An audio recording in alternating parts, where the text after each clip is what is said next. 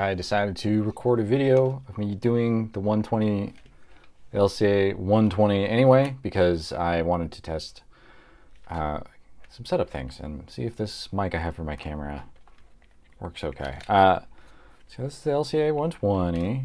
It is neat. It's got a little bit of a schnoz. Love it. Okay. So loading this thing, you have your 120 film here. You pop the door. The hardest thing here is these, like, the top parts are immovable, and you have to drop these like switches to release things. So you see that just popped, and we just popped one over here, and this sucks. So anytime you load a 120 camera, you take the reel from the previous film and you move it over to this side. That's just kind of like the way every single 120 camera works. The spindle that your previous film was on is the reel that your next film will be collected on. You can buy these separately if you have a preference for the style on the top, and also if you lose them perpetually. I usually just keep one in the camera. So the first thing is you move the reel over. You'll notice there's like teeth here, but this one can move, so that's kind of nice. I like to line it up so that it's the little tooth is basically perpendicular to the camera, so it's facing outward, like that. It's not like perfect, and then I hold it kind of like with one hand so that it's like kind of straight, and I push that in at that point from the bottom to kind of deploy it, and then you rotate it a bit, it'll click like you just heard, and that means it's ready. Then I line it up so that the slit is now facing towards me. Okay, so we have this film part. I move my mouse out of the way. Okay, things get a little more complicated here. Once you rip this, you now can ruin a lot of film if you want. It's just paper wound up, and if you drop it or let go of it or loosen it too much, light will get in, your film will get ruined. But if you just are patient, take your time, have a plan of attack, it'll all work out okay. So for this camera, what I do, the first thing is I take out the frame. You just lift this out, it pops out and in without issue. It's easy to load the film, you just have to remember to put this back in. Okay, take that out, put it to the side.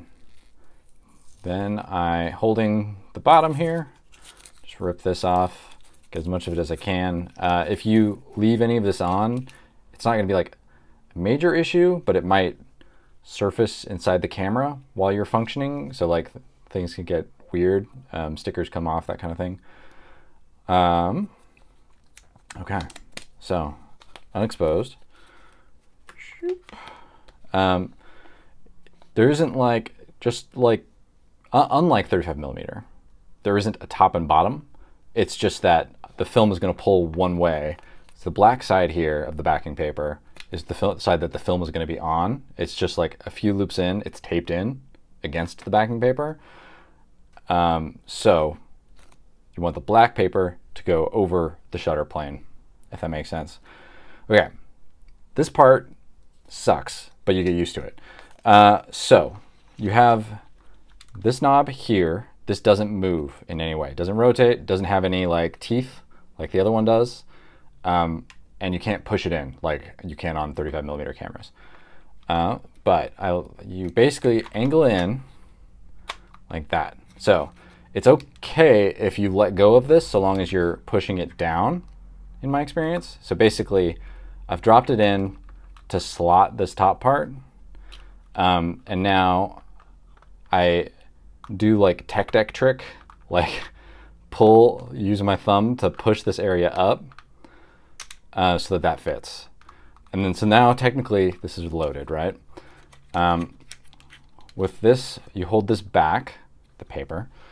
Sorry, the framing here is crappy, but I'm using my phone. We now put this back in. The metal side goes on the reel side. The metal holds as a tensioner. It keeps pressure on the roll so that the roll doesn't unfurl. The risk of your roll unfurling with 120 is like you'll get wavy images because the film going across the shutter won't be flat.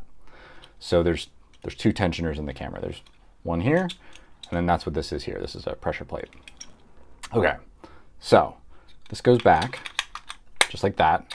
Just slide tensioner in under the film, pop, you're good to go. Now, you have this bit. I usually keep one thumb here and I do everything else with one hand. That's just to keep it from anything weird happening. Like, you know, this is a wound up piece of plastic basically inside here. So if, you know, it could spring, things like that, weird stuff can happen and you'll lose your tension and then your film might go bad. So basically I get a little like bend in the tab here, which is just something for the camera to grab onto. Whoop. Then I get a little more. You have like a lot of lead before the film actually starts, so you can kind of be a little more comfortable here. But so you see, you can see the tab back there. I've slotted it through here as much as it'll go in, and then holding my thumb here. I'll do this kind of weird so you can see. As I pull in, you can see it's gaining tension, and now my other thumb actually feels that it's pulling. So now you know that it has tension, and you can actually let go.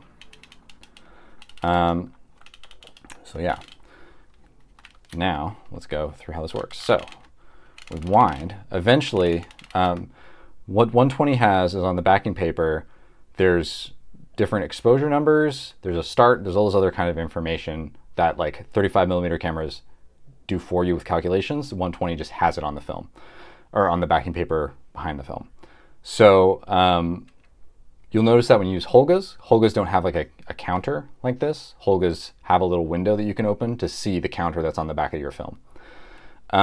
So what you're doing is winding to line up. So you see this is the start arrow. This means that you line this up with where you want your film to start, where you want your number one shot to start. Cameras usually have indicators on where to line it up to get your shot number one to be taken at the right time.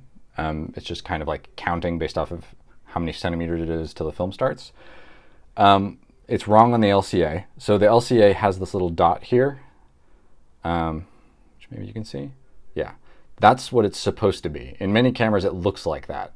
If you do line it up with here, then you're going to, at best, get a shot cut off. So like the last film or the last or first frame will be cut off and halved, or it won't shoot at all because there'll just be backing paper there. This camera has uneven frame spacing for whatever reason. It's just the way that it is. But people have found that if you line this arrow up with kind of like this curve or somewhere between this curve and this little metal roller from the tensioner, if you put it kind of in between there, you're gonna be okay on the shot.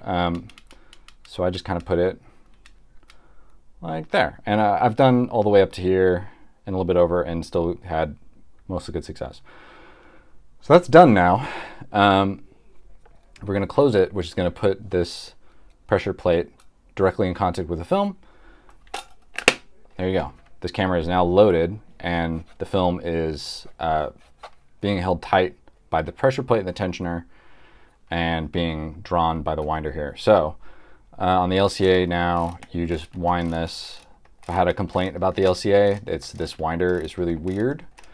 It feels really janky, and I would rather have like a winder or something like that. But on the upside, it does stop at the right exposure. So keep turning. Okay, there we go. It hits number one. This stops moving. It's now ready to go. I still have the snout thing up here, so it won't fire because the camera is off. If I want to take a picture, pop that down.